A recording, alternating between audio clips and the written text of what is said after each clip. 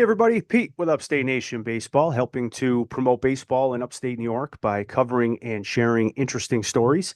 You can follow me on YouTube and X at Upstate Nation NY, on the Facebook page Upstate Nation Baseball, and on the Apple Podcast platform where I'm posting the audio files of these episodes, Upstate Nation Baseball Podcast. So go ahead and subscribe, like, follow. I appreciate to those that have reached out with comments and support. And if anyone else has any ideas, please pass them along. I'd love to incorporate them in future shows. Welcome to episode number 5. I caught up with Utica area native Carmen Carcone, and we spoke about his extensive baseball experiences from his early days, Notre Dame High School, Adrian Post baseball, his collegiate career playing, and his collegiate career in coaching, and also the last 17 years as a baseball scout with the Miami Marlins organization, where he is currently the South Regional Supervisor of Scouting. Thank you. Hope you enjoy.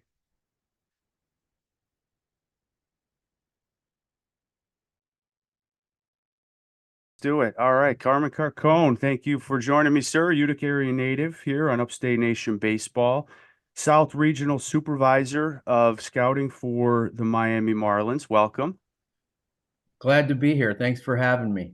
Yeah, no problem. Thank you. So let's go Utica area baseball, Little League experiences, junior high, high school, and through Adrian. What stands out to you? Memorable coaches, any turning points in your baseball development that really sowed the seeds of a career in baseball like you are now? And we'll get to that a little bit later. But yeah, early on, what are the memories for Well, you? the memories are we have a lot to talk about. I mean, I have so many memories from upstate New York. First of all, I was blessed to be raised up there. I think it's a great place to grow up. The credit goes to my mom and dad. You know, they taught us responsibility, work ethic, and loyalty, and they raised 5 kids with a strong Catholic faith.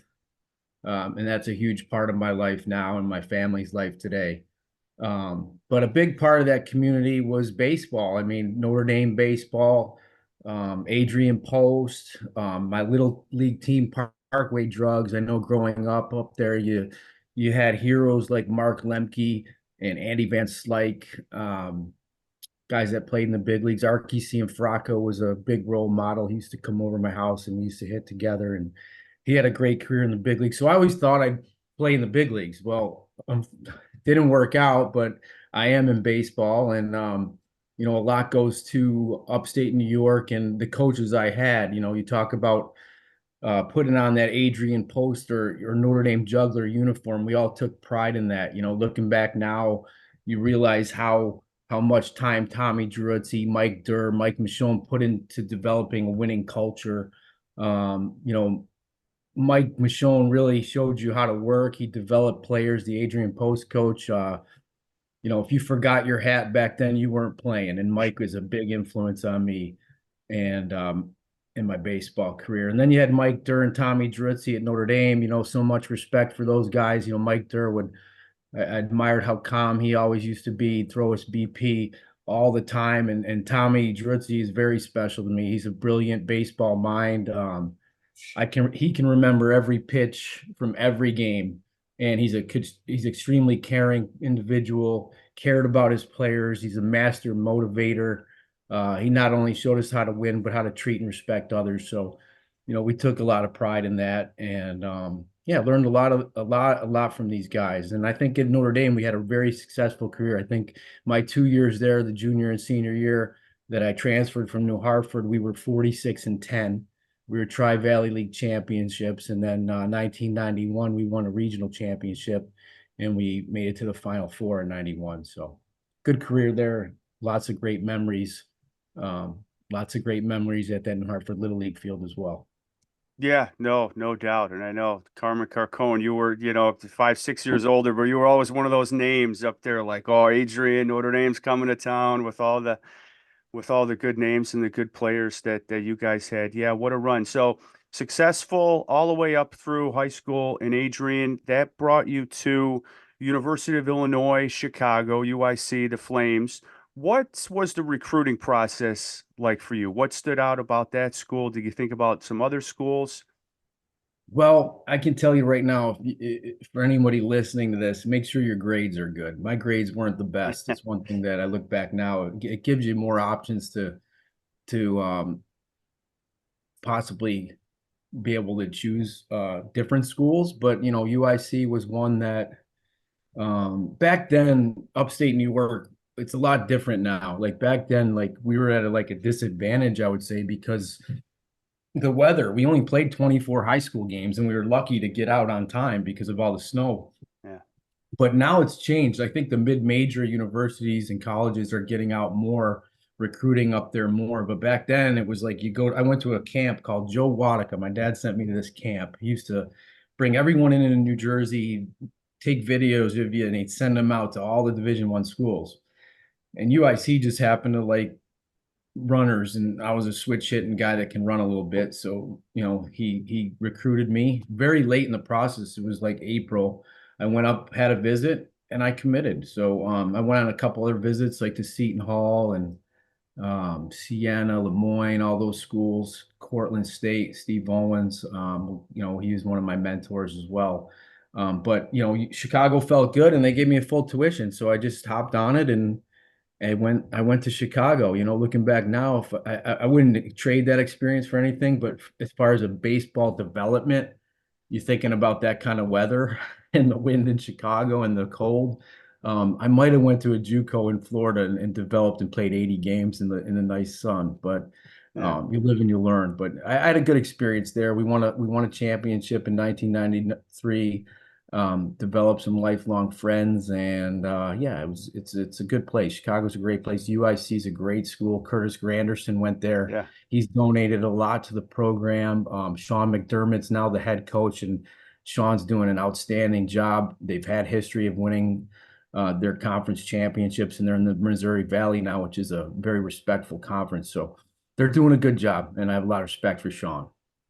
Yeah, no doubt. No, that's good to hear. So that was a good spot for you. During your playing years in college, was there a point when you really thought, I'm going to give coaching a try? Because right after college, you mentioned Steve Owens, and yeah, great coach still to this day down at Rutgers. But right out of school, you joined his staff at SUNY Cortland. So did you think Yeah. about it? I know you're probably trying to continue your playing career at some point too, but how did that come about?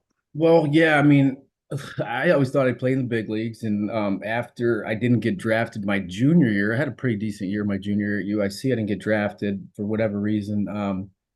Uh, Went into my senior year and wasn't as good as my junior year. So I was like, what am I going to do? I thought I was going to play professional baseball. So I come home, and back then there was an independent league, the Mohawk Valley Land Sharks, they were called. I don't even know if they have a team. They were going out of Little Falls at the time. As right as I graduated, and I went to their independent league camp for probably a week when they were picking the team. And then I met Steve at the golf course, and Steve was like, "Hey, I need a coach. You want to come get your phys ed degree and coach for me at Cortland?" And I'm like, "Yeah, should I play or should I Yeah, go coach with this guy who I've loved forever?" And I decided to go coach with him, and he taught me how to coach, and we had a great 2 years with him at Cortland, and that springboarded me to Cornell. And then from there, I went on to a Division II school, and then Maryland, and then all that other stuff. But yeah, that's how it went down. I met Steve one day. He needed a coach, so I went and I volunteered for him while I got my phys ed degree.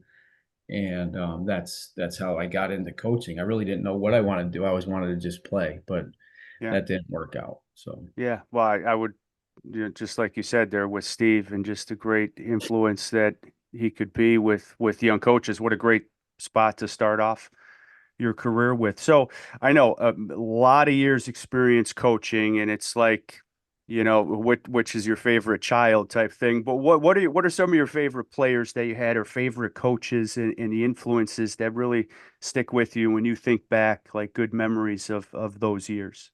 yeah, well, it all started with Steve. I mean, Steve's like one of my best friends. Not only he's a mentor, but just the best coach in the country, in my opinion. I always said that, if he ever got to a big school where he's fully funded and he gets some support, he's going to do great things. And he's doing that at Rutgers. I think they had 44 wins a year ago, and they got bounced out of they didn't make an at-large bid, which was crazy. But he's developing players over there. He's taught me how to he taught me how to coach. He taught me how to have a winning culture. Um, his confidence, his work ethic, all that he brings to the table, it's no secret why he's successful. And then from there, I went over to Tom Cornell, got a job with Tom Ford, who also is one of the best guys I know. Wonderful human being on and off the field. He does a great job. Tom's still at Cornell, and I had a good 2 years over there with him. And then, going to Dowling College, a Division II team. We were one win away from going to the World Series. I spent 3 seasons over there as the head coach. Scott Jealous, Frank Canistra, Octavio Diaz. Frank Canistra was a hell of a player for me over there. He's from upstate New York. Yeah. Left-handed hitter. Do you know Frank? Yep. I know Frank. Yep. I love Frankie. Yeah. We had a great team of blue collar grinders that, it was a very tough loss that we worked so hard to try to get to that D2 World Series, and we fell one game short, but it was a great experience at Dowling. And then I went on to coach at Maryland for 3 seasons. I had guys like Justin Maxwell, who was an outfielder in the big leagues. Brett Cecil pitched for the Blue Jays in their rotation, left-handed pitcher out of Maryland. Brett's a hell of a kid. And, and then coaching in the Cape Cod League before Maryland, I had a bunch of major league players. Ryan Hannigan, who was a catcher. He was one of my best baseball stories of all time. We picked him up at a temporary tryout out of Rollins College. We needed a catcher in the Cape, and he came and caught for us, and the Reds drafted him out of there. I know they didn't draft him. He went undrafted. They signed him out of the Cape League, and then he caught Bronson Arroyo in the minor leagues, and he followed Bronson Arroyo all the way to the big leagues.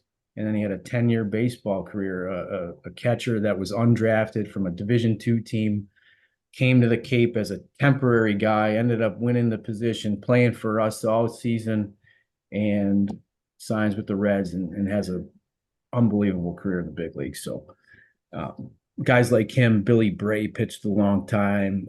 Caesar Nicholas from Vanderbilt was one of our leaders. And, when we won the championship in the Cape in 2003, Kevin Green was our assistant coach. Kevin's the New Hartford High School coach now. Yep. So a former teammate of mine and Notre Dame Hall of Famer as well. So Kevin was my assistant that year. We won the championship in Orleans and Cape Cod. And then, Kevin was also with us when we won the first championship in the New England Collegiate Baseball League for Newport, which is a prestigious team in that league. We were part of the staff that won their first ever NECBL championship. So Kevin's pretty special to me as well. Yeah, I saw him the other day. My son with the little league tryouts here over the weekend. So Kevin, he had the high school team helping out with the little league tryouts. Yeah, I'd love to have Kevin on. And of course, you and Kevin back last year got inducted into the Notre Dame Hall of Fame as well. Yeah. So that's good to see. But so let's go current role now. South Regional Supervisor of Scouting, Florida Marlins. You've been with the Marlins 17 years. Is that accurate? Yeah, in various scouting roles. Yeah, that's awesome. Take us through what do you bring to your, from your coaching experience, extensive, to your current role of scouting? Different, but what are some of the similarities and what those experiences help you today in your role? Well, first of all, I thought I knew a lot about baseball when I was coaching, and then I got to the scouting side, and it humbled me. And I realized that, man, I really don't know a lot, because you see it's a whole different lens that you look through from a coach's perspective and from a scout's perspective. From a coach's perspective, I'm looking at, okay, when do we play the infield in here? Are we going to bunt? Are we going to hit and run? Are we going to pitch out? All these different managerial things. And then you go from a scout's lens and you're looking at bodies and deliveries and arm actions and swings and, how this guy moves and how that guy moves, what position he profiles at as a defender. Okay, this guy can hit, but is he going to play the middle of the field? Is he going to be a center fielder? Is he going to play right field? Is he going to be athletic enough to handle second base? So there's so many factors that go into scouting that I had no idea about when I was coaching. So that's something that really humbled me as a baseball person. And then in 17 drafts, I've had different responsibilities. I started out as an area scout in Georgia, North Georgia and Tennessee.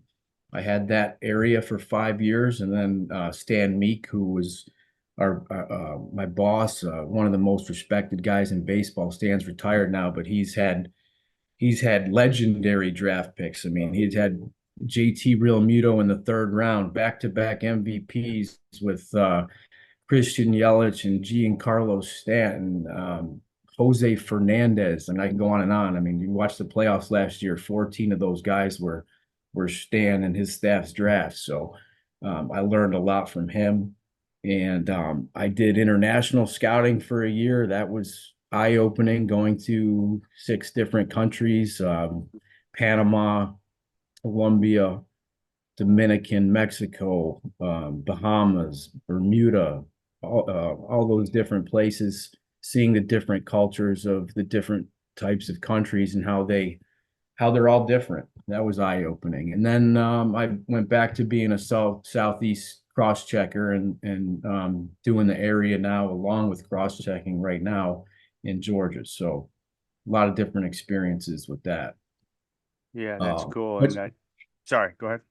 no, go ahead. I was just going to say that like the game's changing, to answer your question in those 17 years, look, part of your question was like, how do you balance your measurables as far as Yeah, like exit velocity? I think that yeah, what you get at next is like exit velo, spin rates, all that type of stuff. You got to keep adapting as a scout, just like any job. You got to keep adapting with technology, and we take a lot of that into our decision making. yeah, it is cool. Even like with my son again, and the 9, 10-year-olds were throwing BP inside of this facility, and they have the radar, and there's a big TV screen right up, so they hit it and they can see where the ball is, and it gives them all the measurable. So it is neat from that technology standpoint to see it. But yeah, how do you balance that technology with the the old school intangibles, baseball IQ, attitude, character, when you're evaluating a player? Well, it's a lot as in the eye of the beholder. I mean, the Marlins can think your son's going to be a first round player, and the Yankees could think like, okay, no, he's more of a seventh round guy, or he's not a draft, or so it's a lot in the eye of the beholder and what you feel is important. For me, I think a lot of it is experience. The more players you build a Rolodex or a catalog in your head, and you've seen all these guys. Like I've seen all the guys in the Cape when they were young, Mark Teixeira's and Lance Negros and guys that played in the big leagues. You see those guys at a young age, and you can compare them to other guys. Oh yeah, this guy reminds me of Hmm. that. And then you take the 5 tools, like no matter what technology brings, you got to have tools to play. So you got run, you got throw, you got hit for power, and you got defense. So you take those 5 tools and you grade those things out. And then you look for athletes, because athletes usually get better as they keep playing. Mookie Betts, Bulls 300, probably can dunk a basketball.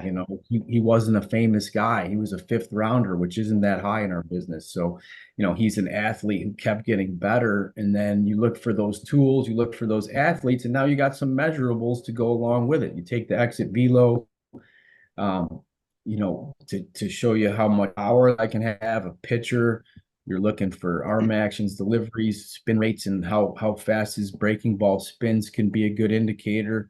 There's different things like that. It's just changing because you go to a game now and it's like you hear these kids, oh, my exit velo was whatever, 78. And it's like, yeah, that's in BP, but I want to see what you do in the game. Like, I don't care how hard you hit it. Can you find the barrel Yeah. consistently in a game? Because if you can't hit, it doesn't matter how far you can hit it.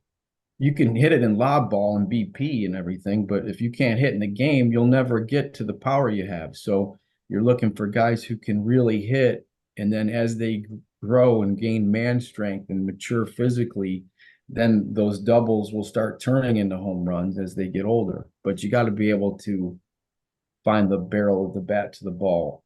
And every level you go up, it doesn't get easier. It gets harder. So, Hmm. uh, Yeah, cool. The Marlins are lucky to have you, no doubt about it, with your experience there, what you bring to the lens that you said now that you're seeing it through with that Rolodex. Yeah, I can't. Yeah, I think about like Coach Michonne too. Like he's forgotten more about baseball than most people Yeah. in this area has ever known. But so let's go. Your advice now for a young player in upstate New York, let's say junior high, early high school, who has goals just like you did, wants to follow on the same path that you did, success in high school, success in summer ball, and then, a D1 scholarship type college player. What advice would you have them? Maybe not so much on the scouting side, but more maybe your coaches had. What would you advise to them? Well, the one thing I did learn in scouting is that everything's case by case. Like there's no one formula that's going to work for my son or your son. What might work for my son, it might be totally different than what works for your son. So it's case by case. Um, I have a daughter who plays multiple sports. I think it's great. She runs track. She plays basketball. She's a high level softball player. So she does multiple things. And then I have a son who just plays hockey, and he specialized in hockey. Some because he has to, basically because of our where we live in Atlanta. For him to have play against high level players, I had to send him up to a climate that was more conducive to his sport. So there's different ones, but he specialized and she's playing them all. I would tell the young kids to find something they love to do and enjoy it and have fun with it, and then work at it. Because if you want to be a good hitter, you got to hit a lot of balls off the bat. If you want to do a lot of pull-ups, you need to do pull-ups. So it's like it's not that hard. You do something, you got to practice it over and over and over again until you don't get it wrong. And that's how you become good at something.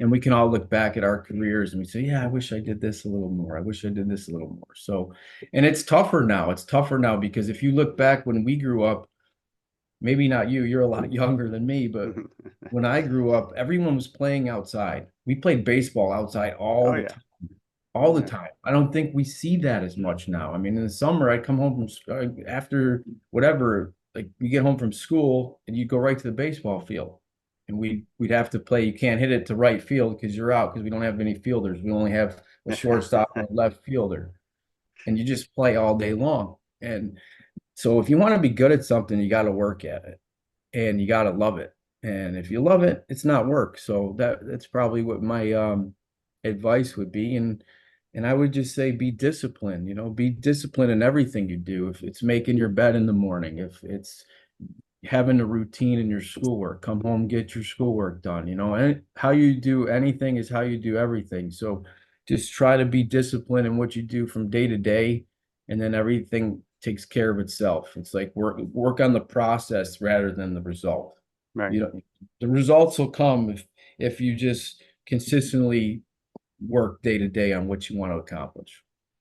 Yeah, So no, great stuff. Great to hear. Great advice for the youngsters. All right, so surprise last question here. You kind of stole my thunder there when you mentioned Gino. So I had, Tommy a few years back. Tommy's like, Pete, you got to see my nephew Gino. He's lighting it up. Check out this video. And I'm thinking, okay, so it's baseball. He's middle infielder. He's a Carcone, and then it's hockey. yeah, Gino's playing hockey. I was like, whoa, how about that? And Tommy, of course, is a big supporter of fan of the Utica Comets since they've been here. So how did he get away? How did Gino get away to ice hockey and not baseball? And it's good to see him having success now. And I think it's Green Bay in the U.S. League. yeah, he's in the USHL. He's one of the young guys on a veteran team that's fighting for a playoff bye right now. So he's been learning how to handle not dressing at times. Like he was not dressing 7 games in a row, I think, and then he got a chance to play Friday night, got a big goal to tie the game, Right. and then so he's learning how to control what you can control. I think that's another big thing I would tell young athletes is, there's so many things that we worry about that are out of our control. Like this coach is doing this, the coach is saying that. It doesn't matter. All you can control is what you you bring to the table every day. If you focus on what you can control, you're going to have better results. But yeah, Gino's doing okay. We had to send him away at a young age because I like that's what you never know what's going to happen. I had baseball in his bedroom and his curtains and everything was baseball. I had my daughter in ballet and dance, and she ends up being the shortstop. And he goes to a birthday party in Atlanta, ice skating birthday party at 3, and he wants to play hockey. So Oh, wow. crazy how things happen. Yeah, that's how it happened. And Yeah. he likes it so far, but you never know. You never, he wants to play in college. He wants to play after that, but that's up to him. He's got to continue to grind. It's a long grind. I mean, it's bus rides. It's going away at 13. It's been a grind for him, but so far he enjoys it and he's taking it one day at a time.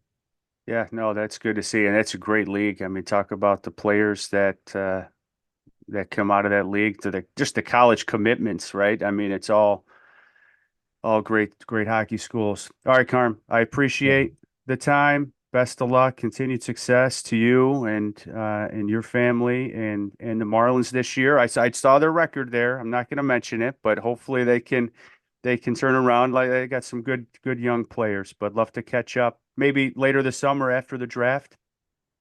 Yeah, I'd be happy to come on anytime. I appreciate you having me. Good luck to your 9-year-old too. I'd love to see him play sometime. Thank you. Thank you. Thanks for having me. Enjoyed All right. it. Thanks, Thank you, Peter. Carm. Bye bye. Bye bye.